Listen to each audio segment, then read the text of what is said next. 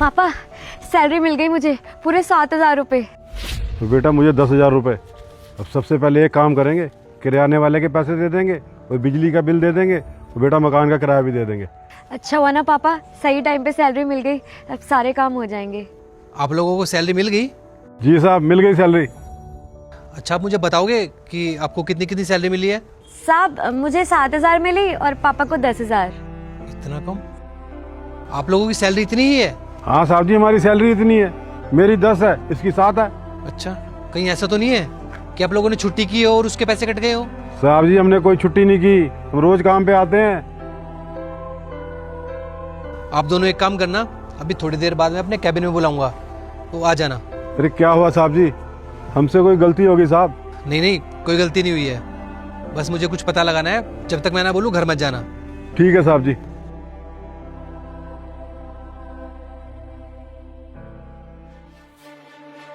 Sir बुलाया आपने मुझे? हाँ नितेश, मुझे ये बताओ कि सबकी सैलरी दे दी ना तुमने? जी सर, सबकी सैलरी दे दी है।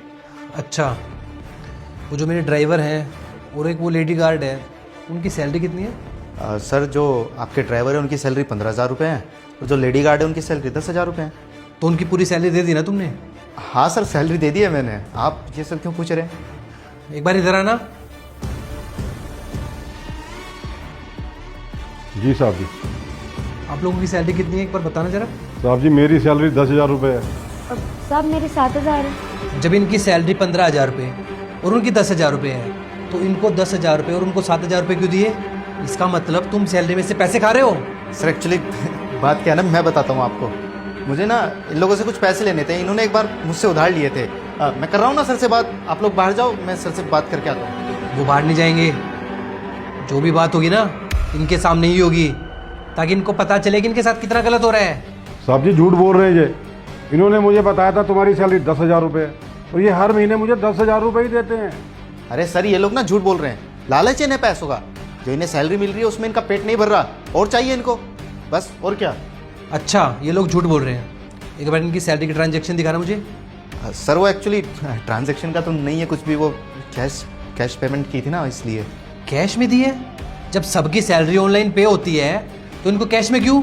तभी वह लड़का बोला, इन्होंने तो मुझे अपना अकाउंट नंबर ही नहीं दिया था, तो मैं क्या करता। मैंने तो कहा था कि सैलरी अकाउंट में ट्रांसफर कर दूंगा। इस पर अंकल बोले, नहीं सर, हमने तो अकाउंट नंबर दे रखा था। लेकिन आगे अब जो हुआ वह देखने से बेटा वीडियो को खत्म मत करना, पहले लाइक और सब्सक्राइब जरूर कर देना और उसके बाद कमेंट में लिख कर जाना हर हर महादेव। तभी बॉस गुस्से में बोले, आज के बाद हमारी कंपनी के आसपास भी मत दिखना। चलो आप लोग क्या खड़े खड़े देख रहे हो?